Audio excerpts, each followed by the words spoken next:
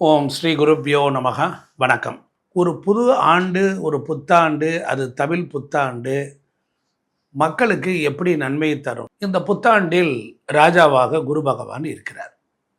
இந்த குரு பகவான் பக்தி, ஆன்மீகம், அது மட்டும் இல்லாமல் ஆலய வழிபாடுகள், பூஜை புனஸ்காரங்கள், பேங்க் சம்பந்தப்பட்ட விஷயம், பணப்புழக்கம், சாஸ்திரங்கள், சம்பிரதாயங்கள், நீதி, நெறிமுறைகள், அதுபோல மழை, குழந்தை பாக்கியம், இது போன்ற விஷயங்களில் இந்த ஆண்டு முழுவதும் ராஜாவாக குரு பகவான் இருந்து செம்மையான நல்ல பலனை தருவார். அதில் கிஞ்சித்தளவும் மாற்றம் இல்லை. அப்படிப்பட்ட நிலையில் இந்த ஆண்டில் சந்திரனும் மிகச்சிறந்த நல்ல பலனை உங்களுக்கு தருவார். பெண்களுடைய ஆதிக்கம் இந்த ஆண்டு இருக்கும். விவசாயம் செழிக்கும், கால்நடைகள் பெருகும், பட்டி பால் பசுக்கள் எல்லாம் ரொம்ப சிறப்பாக இருக்கும். நம்ம தேவையான அளவு மழை பொழிஞ்சு நமக்கு நன்மைகள்லாம் உண்டாகும். அது மட்டும் இல்லாமல் குரு நெல், கோதுமை, தானியங்கள்லாம் நல்லா பெருகும். சனி பகவானும் செவ்வாய் மட்டும்தான் சிறப்பான பலன்கள் இல்லை. அப்போ இந்த ஆண்டு முழுவதும் உங்களுக்கு சனி பகவானும் செவ்வாய் பகவானும் மட்டும்தான் கொஞ்சம் கசப்பான பலன்களை தருவார்கள். 12 ராசிக்கு எப்படி இருக்குங்கிறத நாம் பார்க்கலாம். இந்த வருடத்தினுடைய ராஜாவே குரு பகவான் தான். அப்போ உங்களுடைய ராசி மிதுன ராசியிலே ஜென்மத்திலே குரு பகவான் அமர்ந்திருப்பது விசேஷம். 7, 10 குடையவன். அந்த குருவினுடைய பார்வை உங்களுக்கு பஞ்சமஸ்தானத்தில் 7ஆம் இடத்துல 9ஆம் இடத்தை பார்க்குறார். 5, 7, 9 வீடுகளை மிதுன ராசிக்கு குரு பகவான் பார்க்கை ரொம்ப சிறப்பாக இருக்கும். ஏன்னால் இந்த ஆண்டு முழுவதும் குருவி தான் ராஜாவாக இருப்பதனால பணப்புழக்கம் நன்றாக இருக்கும். கௌரவம், அந்தஸ்து, மதிப்பு, மரியாதை கூடும். அதே போல் பக்தி, பூஜைகள், ஆன்மீகம், நீதி நெறி, கோர்ட்டு, இது போன்ற விஷயங்கள் எல்லாம் ரொம்ப சிறப்பாக இருக்கும். அப்போ இந்த சாஸ்திர சம்பிரதாயங்கள் இவைகளெல்லாம் ரொம்ப சிறப்பாக இருக்குது. அப்போ மிதுனராசி அன்பர்களுக்கு அவர்களுக்கு இந்த ஓராண்டு காலம் எப்படி இருக்கும் என்றால் மிக உன்னதமான காலம்னு நான் சொல்லுவேன். காரணம் என்ன என்றால் அன்றைய கோள்நிலைகள் எப்படி இருக்கிறதுனா, மிதுனராசிக்கு ஜென்மத்தில் குரு, 3ஆம் இடத்துல கேது பகவான், அவர் 9ஆம் இடத்துல எடுத்துக்கொண்டால் சந்திரன், ராகு, 10ஆம் இடத்துல சனி, புதன், செவ்வாய், சூரியன், 11ஆம் இடத்துல சுக்கிர பகவான். அப்போ இந்த கிரகங்கள் எல்லாம் பார்க்குற பொழுது ஆதிபத்தியங்கள், காரகத்துவங்கள்லாம் பார்க்கும்போது ரொம்ப சிறப்பாக இருக்கும். அதனால் இது மாதிரி ஒரு அற்புதம் மிதுன ராசிக்கு 100% நன்மை உண்டாகும். அப்போ 5 11ஆம் இடத்துல வந்திருக்கிறார். முதல்ல பூர்வ புண்ணியஸ்தானம் ரொம்ப நல்லா இருக்குது, பார்க்குறார். அதனால் குழந்தைகள் வகைகளில் ஏற்றம், பூர்வ புண்ணிய சொத்து சுகங்கள் வகையில் ஏற்றம், குலதெய்வ வழிபாடுகளில் ஏற்றம், பெரியவர்களுடைய ஆசீர்வாதம் நன்றாக இருக்கிறது. இப்படி ஒன்றொன்றாக சொல்லிக்கொண்டே போகலாம். குரு பகவான் பொறுத்தளவில் தன் வீட்டை தானே பார்க்கிறார். அதே போல் உங்களுக்கு சந்திரனையும் பார்க்கிறார். மிதுன ராசிக்கு 2ஆம் இடத்துக்குரிய சந்திரன் 9இல் ஏறி குருவினுடைய 9ஆம் பார்வை வெகு சிறப்பாக இருக்கிறது. அப்போ சந்திரன் ராகுவை குரு பார்க்கிற பொழுது எதிர்பார்த்ததெல்லாம் பூர்த்தி ஆகும். அப்போ வெளிநாடு, வெளிமாநிலம் சென்று வாழக்கூடியவர்கள், அங்கே இருக்கக்கூடியவர்களுக்கெல்லாம் பொருளாதாரத்தில் நன்மை உண்டாகும். நோய் நொடி இல்லாத வாழ்க்கை முறைகள் எல்லாம் கிடைத்து இந்த ஆண்டு முழுவதும் மகிழ்ச்சி கடலிலே நீங்கள் திளைக்கப் போகிறீர்கள். இப்போ நம்ம உத்தியோகத்துக்கு பார்ப்போம். இப்போ மிதுன ராசிக்காரர்கள் உத்தியோகம்னு அப்படின்னு எடுத்துக்கிட்டால் ஜீவனக்காரகன் சனி, உத்தியோகத்துக்கு அதிபதி, புருஷ லட்சணத்துக்கு அதிபதி சூரியன். அப்போ சூரியனும் சனியும் சேர்ந்து 10ஆம் இடத்தில் இருப்பது வெகு சிறப்பு. அதே போல் குருவின் வீட்டிலே இருக்கக்கூடிய 4 கிரகங்களில் உங்கள் ராசியாதிபதி புதன் நீச்சமானாலும் புதன் குரு பரிவர்த்தனையாகி விடுகிறார்கள். அதனால் நீங்கள் என்ன பண்ணால் பரிவர்த்தனை ராஜயோகமாகி உங்களுக்கு மிகச்சிறந்த நல்ல பலன்கள் எல்லாம் கிடைக்கும். உத்தியோகத்தில் இருந்த உங்களுக்கு ப்ரமோட் ஆகிருப்பீங்க, அதெல்லாம் உங்கள் பக்கம் தவறு இல்லைன்னு சொல்லி தீர்ப்பாகி உங்களுக்கு வேலையில் போய் ஜாயின்ட் ஆகிருவீங்க. இடம் மாறி போய் உத்தியோகம் மாறுவீங்க. இடம் மாறி போய் ஒரு இடத்துல வேலை, ஒரு பிரச்சனைக்கு பிறகு வெற்றி, டாக்குமெண்ட்டில் இருந்த பிரச்சனைகள் தீர்வடைஞ்சு வெற்றி. அதே போல் உங்களுடைய மதிப்பு, மரியாதை, கௌரவம் குறைச்சல், வேலை பார்க்குற இடத்துல இருந்த சக தொழிலாளர்கள்னால வந்த வினைகள் எல்லாம் இது ஜோடிக்கப்பட்டது என்று தெரிந்து அதையெல்லாம் தள்ளுபடி செய்து வாழ்க்கையில் உயர்ந்த நிலைக்கு வரக்கூடிய காலம் இந்த வருடம். அதே போல் தொழில் வியாபாரத்தை எடுத்துக்கொண்டாலும் 10ஆம் இடத்தில் 4 கிரகங்கள் சஞ்சரிப்பது வெற்றியை கொடுக்கக்கூடியது. அதனால் தொழில் நன்றாக இருக்கும், வியாபாரம் செழித்து ஓங்கும், 4ஆம் இடத்தை பார்க்கணும், 7ஆம் இடத்தை பார்க்கணும். வியாபாரம், வெளி உலக தொடர்புகள்லாம் நன்றாக இருக்கிறது. அப்போ இந்த காலகட்டத்தில் குரு பகவான் மிகச் சிறப்பான முறையில் தன் பார்வையை தருவதனால் தொழில் வியாபாரம் எவ்வளவு சிரமங்கள் இருந்தாலும் அதை தாங்கி கொண்டு வெற்றியை பெற்று விடுவீர்கள். அதே போல எடுத்துக்கொண்டால் கலைத்துறை, அப்போ சினிமா மற்றும் கேளிக்கைகள், நாடக நடிகர்கள், பரதநாட்டிய கலைஞர்கள், இவர்களுக்கு எல்லாருமே சுக்கிரன் அப்போ உங்கள் ராசிக்கு 11ல் உட்கார்ந்து கொண்டு 5ஆம் இடம் அறிவு, புத்தி, மனம், பணம் சம்பாதிக்கும் வழிமுறைகள். பலருக்கெல்லாம் வெளிநாடு செல்லக்கூடிய வாய்ப்புகள், ரெகக்னைஸ் ஏற்படும், பணம் கிடைக்கும், நல்ல புக்கிங் நிறைய உண்டாகும். உங்களுக்கு இந்த ஆண்டு முழுவதும் நாடக நடிகர்கள் நிறைய உங்களுக்கு வேலை வாய்ப்புகள் வந்து கிடைக்கும். அதே போல் உங்களுக்கு எடுத்துக்கொண்டால் மாணவ மாணவியர்களுக்கு கல்விக்கு அதிபதியான புதன் நீச்சமானாலும் குரு புதன் பரிவர்த்தனை பெறுவதனால் மாணவர்களும் கல்வியில் சிறந்து விடுவார்கள். ஒரு சில பேர்களுக்கு சர்மம் இருந்தாலும் இடம் மாறி படிப்பார்கள், எப்படியாவது பரீட்சை எழுதி பாஸ் பண்ணி விடுவார்கள். அதனால் தொழில் கல்வி, தொழிலில் உத்தியோகம், தொழிலில் ப்ராப்ளங்கள் இதெல்லாம் நீங்கிடும். அதே போல் வியாபாரத்தை எடுத்துக்கொண்டால் வியாபாரமும் அனுகூலமான காலமாக இருக்கிறது. விவசாயத்தை எடுத்துக்கொண்டால் விவசாயத்திற்கு அதிபதியான செவ்வாய் 6-11 கூடியவர் 10ல் போய் உட்கார்ந்து பாக்கியாதிபதி, தர்ம கர்மாதிபதி. அதனால் விவசாய நிலங்களை செப்பனிடமும் விவசாயத்தில் போராடி வெற்றி பெறவும், ஒரு சில இடங்களில் மலை மாறி பொழியவும், சில இடத்துல சண்டை சச்சரவுகள் பிரச்சனைகள் இருந்தாலும் பங்காளிகள் எல்லாம் ஒற்றுமை வந்துடும். சந்திரனை குரு பகவான் பார்ப்பதினால் ஏற்படக்கூடிய துன்பங்கள் எல்லாம் நீங்கிடும், வருமானம் பிறகும், பெரிய அளவில் முன்னேற்றங்கள்லாம் உண்டாகுவதற்கு விவசாயத்தில் கை கொடுக்கும், இடுபொருள் கிடைக்கும். அதே போல் மலை மாறி உங்களுக்கு ஓரளவுக்கு சப்போர்ட் பண்ணும். பெண்மணிகளை எடுத்துக்கொண்டால் வெகு சிறப்பு. இருந்தாலும் ஒரு சிலருக்கு திருமணங்கள், ஒரு சிலருக்கு தேவையில்லாத விதண்டவாதங்கள் இதெல்லாம் வரணும். அதனால் பெண்கள் பொறுத்தளவில் வேலைக்கு போகலாம், வேலைக்கு உண்டாகும், குழந்தை பாக்கியம் கிடைக்கும். ஒரு சிலருக்கு சொத்து சுகங்கள் எல்லாம் பெருகக்கூடிய வாய்ப்புகள் உண்டு. இந்த ஆண்டு ஒரு அற்புதமான காலம். காரணம், சுக்கிரன் உங்களுக்கு மேசராசியிலே அமர்ந்திருக்கிறார். பெண்களுடைய கை ஓங்கி இருக்கும். ஆண்களை அடக்கி ஆளக்கூடிய ஆற்றல் பெண்களுக்கு உண்டு என்று சொல்லி உங்களுக்கு அறிவுரைகள் என்று சொன்னால், பரிகாரம் என்றால் எடுத்துக்கொண்டால் சிதம்பரத்தில் இருக்கிற ஆனந்த நடராஜர் சிவகாமி தாயாரையும் பார்த்துவிட்டு, கோதண்ட ராகவை பார்த்துவிட்டு வாருங்கள். திருப்பதிக்கு ஒரு முறை சென்று வாருங்கள், வாழ்வில் திருப்பமெல்லாம் உண்டாகும் என்று சொல்லி எல்லோரும் இன்பற்றி இருக்க வேண்டும். மிதுனம் அப்படிங்கிறதே ஒரு காற்று ராசின்னு சொல்லுவோம். ரொம்ப வேகமாக செயல்படக்கூடியவர்கள் இந்த மிதுன ராசிக்காரர்கள். இதில் பிறந்தவர்கள் ரொம்ப புத்திசாலி, அறிவாளிகள். இவங்களுக்கு எல்லாமே ஒரு திட்டமிட்டபடி அவங்க செயல்படுவாங்க. ரொம்ப அழகாக செயல்திறன் கொண்டவர்கள்னு சொல்லலாம்.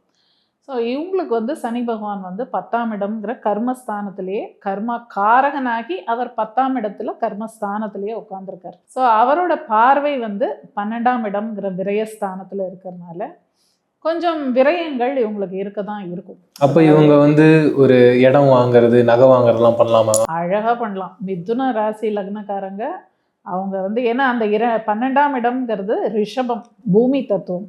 அப்போ இவங்க பூமியில் இன்வெஸ்ட் பண்ணலாம். அதுலேயும் ஃபார்ம் லேண்டு, அக்ரிகல்ச்சர் லேண்டு இது மாதிரிலாம் வாங்கி போட்டாங்கன்னா சூப்பராக இருக்கும். அதே மாதிரி பில்டிங்ஸ் கட்டுறது, கட்டி வாடகைக்கு விடுறது இதெல்லாமும் இவங்க பண்ணலாம். ஸோ நம்மளுக்கு வேறு ஏதாவது விரயம் வரத்துக்குள்ளே நம்ம சுப விரயமாக இந்த மாதிரி பண்ணிக்கலாம். அதாவது சர்ப்ளஸாக உங்ககிட்ட மணி இருந்தால் பண்ணலாம். நம்மளுக்கு எல்லா மிதுனத்துக்குமே பணம் நிறைய இருக்கும், சர்ப்ளஸாக இருக்கும்னு சொல்ல முடியாது. சில பேருக்கு கரெக்டாக இருக்கும் அவங்க வாழ்வாதாரம். அந்த சூழ்நிலையில் நம்ம கடன் வாங்கி இந்த மாதிரி ஏதாவது பண்ணலாமா? அதுக்குன்னு கடன் வாங்கி அப்படிலாம் வாங்கணுங்கிற அவசியம் இல்லை. ஏன்னா அது விரயஸ்தானத்தை அவர் பார்க்கறதுனால இது மாதிரி ஏதான அனாவசியமான விரயம் இல்லாமல் ஒரு உருப்படியாக நம்ம ஒரு இன்வெஸ்ட்மெண்ட் மாதிரி பண்ணோம்னா அது எங்கேயோ ஒரு இடத்துல நம்ம பணம் சேஃபாக இருக்குது அப்படின்னு ஒரு நிம்மதி இருக்கும். அதுக்குன்னு அது இல்லாதவங்க கடன் வாங்கி இடம் வாங்குங்கன்னு நான் சொல்ல மாட்டேன் எப்போவுமே. ஓகே, அதுக்கப்புறம் பார்த்தீங்கன்னா அவங்களுடைய குரு பகவான் இப்போ தனஸ்தானத்தில் உச்சமடைய போகிறாரு. அப்போ ஆனாலும் குரு 2ஆம் இடத்துல வர்றது ஒன்றும் சிறப்புன்னு சொல்ல மாட்டேன். ஏன்னா அவர் உட்கார்ந்த இடத்த ஒன்றும் பெருசாக நல்லது பண்ண மாட்டார். ஆனால் அவரோட பார்வை தான் எப்போவுமே முக்கியம். ஆனால் அந்த பார்வைங்கிறதும் இப்போ இவங்களுக்கு சரியில்லை. ஏன்னா அவர் பார்க்க போகிறது 6ஆம் இடம், 8ஆம் இடம், 10ஆம் இடம். அப்போ 6ஆம் இடம்ங்கிறது என்ன? ருண ரோக சத்ரு. அப்போ உங்களுக்கு நோய் நொடி, கடன், எதிரிகள் இதெல்லாம் ஜாஸ்தி ஆகும். ஏன்னா அவர் பார்க்குற இடத்த விருத்தி பண்ணுவார். இவர் என்ன மாதிரியான நோய்கள்லாம் வரும்? இவங்களுக்கு நோயின்னு பொதுவாக எடுத்துக்கிட்டோன்னா இவங்களுக்கு மோஸ்ட்லி பார்த்தீங்கன்னா இந்த இன்டர்னல் ஆர்கன்ஸ்ன்னு சொல்கிறோம்ல, உள்ளே இருக்கக்கூடிய வயத்துக்கு உள்ளே இருக்கக்கூடிய இன்டர்னல் ஆர்கன்ஸு, அப்புறம் வந்து பார்த்திங்கன்னா இந்த ரிப்ரொடக்டிவ் ஆர்கன்ஸ் எல்லாம் சொல்கிறோம்ல, அந்த ஆண்களுக்காகட்டும் பெண்களுக்காகட்டும் இந்த ஓவரீஸு இந்த மாதிரி இதெல்லாம் சொல்கிறோம் இல்லையா, ஆண்களுக்கும் இது மாதிரி இன்டர்னல் ஆர்கன்ஸு. இது குழந்தை பிறக்கிறதுலாம் பிரச்சனை இருக்குமா மேம்? அப்படி அவசியம் கிடையாது, பிரச்சனை இருக்கணும்னு அவசியம் இல்லை. அதெல்லாம் அவங்கவுங்க சுய ஜாதகத்தில் அந்த கிரக அமைப்பெல்லாம் வச்சு நம்ம அதெல்லாம் சொல்லலாம். பட் பொதுவாக நம்ம இப்போ பேசுறது இந்த வருட பலனை பற்றி பேசுகிறோம். அப்போ அந்த 6ஆம் இடத்தை பார்க்கும்போது ஒன்று கடன் பிரச்சனை ஜாஸ்தியாகலாம், இல்லைன்னா நோய் பிரச்சனை ஜாஸ்தியாகலாம், இல்லை எதிரிகள் ஏதோ இந்த சம்மந்தப்பட்ட விஷயங்கள் அவங்களுக்கு கொஞ்சம் ஒரு என்ன சொல்கிறது, ஒரு இரிட்டேஷன் அவங்களுக்கு இருக்கும். ஆனால் அதெல்லாம் இல்லாமல் இவங்க கொஞ்சம் கேர்ஃபுல்லாக அதுக்கு முன்னெச்சரிக்கையாக இவங்க எப்படி இருந்துக்கணுமோ அதுக்கு பிளான் பண்ணி அந்த மாதிரி பண்ணிட்டாங்கன்னா ஒன்றும் பிரச்சனை இல்லை. என்ன குரு 1 வருஷம்தான் இருக்க போகிறாரு, அவர் தான் அடுத்த ஒவ்வொரு வருஷம் அவர் மாறிக்கிட்டே தானே இருப்பார். இந்த 1 வருஷத்துக்கு நம்ம சொல்கிறோம். ஸோ அந்த 6ஆம் இடம் 8ஆம் இடம்ங்கிறது அவஸ்தை அப்படிங்கிற ஒரு விஷயமும் இருக்குது. ஆனால் 8ஆம் இடத்துல சில நன்மைகளும் இருக்குது. ஏன்னா 10ஆம் பாவத்துக்கு அது 11ஆம் இடம். அப்போது உத்தியோகத்தில் இவங்க பார்க்குற வேலையில் ஏதான இவங்களுக்கு ஒரு நல்ல லாபகரமான விஷயங்கள் கூட வரலாம். ஏன்னா இது வந்து ராசிக்கு தான் 8ஆம் இடமே ஒழிய 10ஆம் பாவம்ங்கிற உத்தியோக பாவத்துக்கு இது 11ஆம் பாவம். அப்போ அங்கே வந்து இவங்களுக்கு ஏதானோ இவங்க பண்ணுற வேலையில் ஒரு லாபகரமான ஒரு விஷயம் இவங்களுக்கு கிடைக்கலாம். அந்த மாதிரி நன்மைகளும் வரும். இப்போ புது பிஸ்னஸ் ஐடியாலாம் பிச் பண்ணலாமா? மிதுனத்துக்கு வந்து பொதுவாகவே பிஸ்னஸ் பண்ணக்கூடாதுங்க.